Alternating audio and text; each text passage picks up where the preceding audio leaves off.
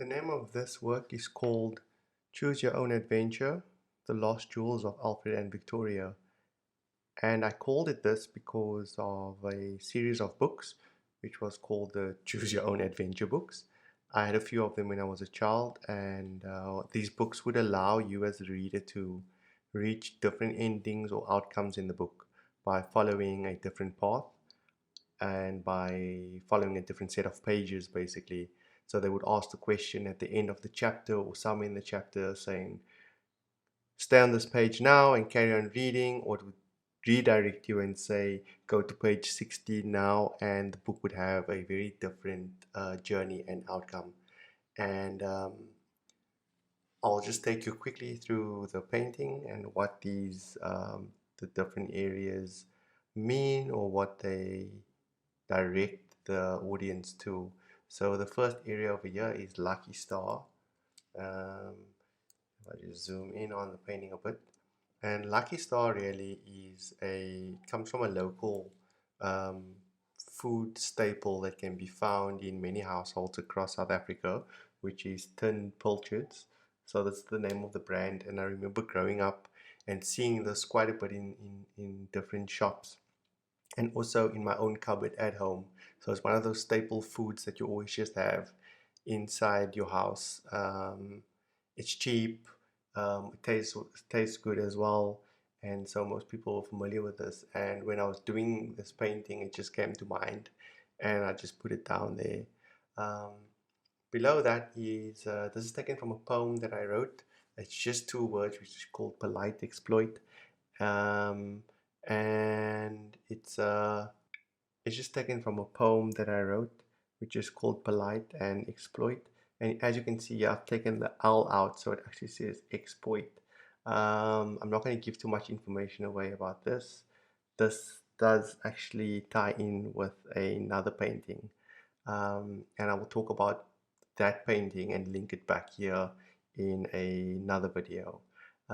Moving on to the side here is Fenton Road Pirates, and this word actually comes from a childhood friend, and he made up this fictional gang. He lived in a road called Fenton Road. The neighborhood that I grew up in Cape Town was called Woodstock, and he lived in a neighborhood right next to Woodstock called Salt River. And in Salt River, there is a road called Fenton Road. And most of the areas back then in the 90s were quite populated with gangsters. So when growing up as a young child or a young boy and you have gangsterism all around you, very often this becomes something that you aspire to. And so he came up with his own little fictional gang, which was called the Fenton Road Pirates. And that just came to mind when I was busy painting this piece. Um, Moving on over here, we see the strange shaped character here, and this character is actually called a Burak. A Burak is a mythical creature that's found in the Quran, which, yeah, it's quite interesting. It's said to have the body of a horse and the head of a man. And so I encourage you to Google that as well. The name is Burak if you're not familiar with it. I placed that in for a specific reason as well, which links to another painting. Um, I'll just move on from there. Requiem for a Roach. Yeah, this is also from the same poem as Polite Exploit. These are just one lines that I put in there. And I'll move on to this area, which is probably the most interesting area of the painting for me at least. So this, firstly, the aesthetic and the structure of this, I got from looking at electrical drawings. I found it online and was looking at it, and I really liked the way it connected um, from sort of one area or one illustration to another illustration. And so I formulated, instead of creating sort of characters or visuals, I thought I'll put it down in the structure of an electrical draft drawing. Um, and so this ties in pretty much with the title of this work, which is Choose Your Own Adventure, The Lost Jewels of Alfred and Victoria. When I speak of Alfred and Victoria, I'm actually referring to the two main roads in Woodstock, in the neighborhood where I'm from. Um, those those roads were named after Queen Victoria and Prince Alfred, and so what we see here really is I would say, multiple experiences, personal experiences, coupled with things that happened during a certain time in my life as well, all between those areas of the upper main road of Woodstock, which is Victoria Road, and the lower main road of Woodstock, which is Alfred Road. And so I'm not going to give any information away about that as yet because there are definitely more pieces coming where this links to it as well. Um, so stay tuned for that information. I'll just move further down over here, and here we see um, a image of a white horse, and we have the words here, Alkebulan Academy.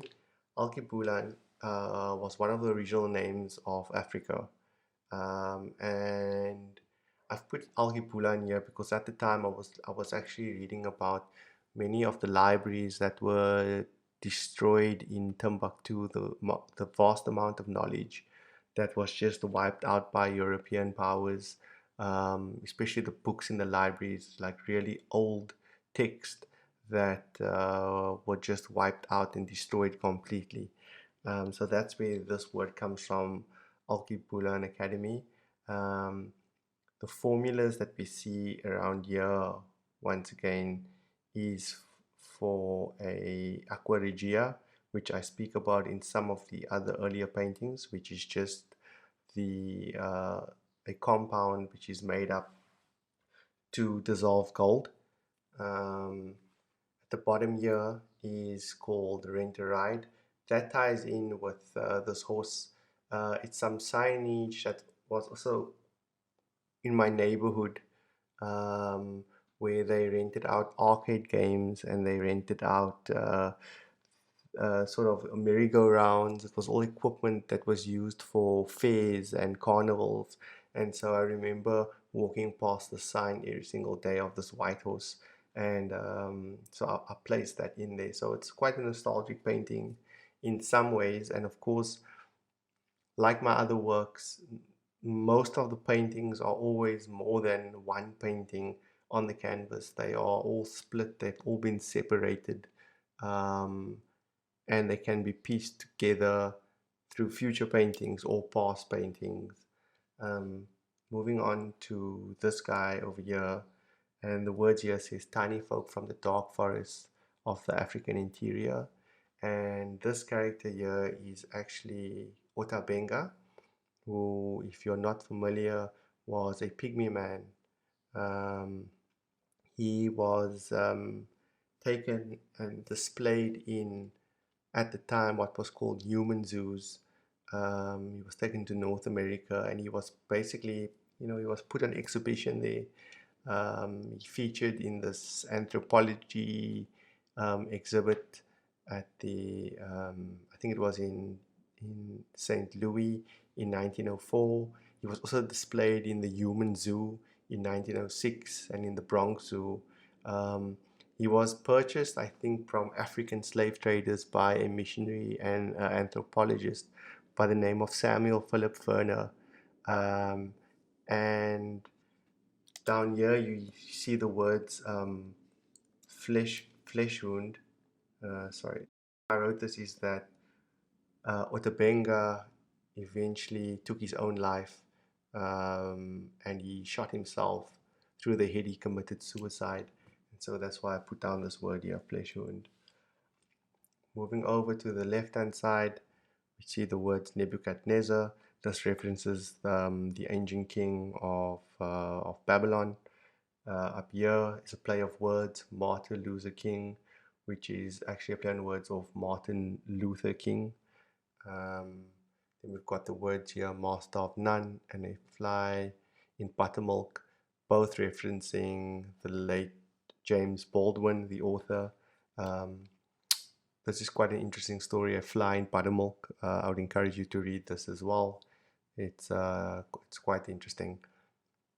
Moving up to the top over here, we have this figure, and I was busy painting. While I was busy painting this, came across this figure on Google search, and I just had to put it down as well.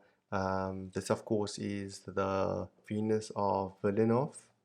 I think I'm pronouncing it correctly. And this is an artifact that was found many years ago, and it's a symbol of fertility. Now they call this a Venus, but you know, of course, it can't be really a Venus because Venus is related to the Greek goddess. So of course, it's not a symbol of the Greek goddess, but what paleontologists say is that this is actually a statue of fertility, but none of these facts have actually um, been confirmed. Then just moving up here, we have this little character who is a boxer, and we've got these words very sort of loud, kapa. It's a sound that he's making, which is like a hitting sound. And he actually comes out of a TV game from the mid 90s on a Nintendo console that I used to play. And I just put him in there as well. I was thinking about this game because it relates to the information that we see over here. Um, so this piece, like I said, is called Choose Your Own Adventure, The Lost Jewels of Alfred and Victoria. Thank you.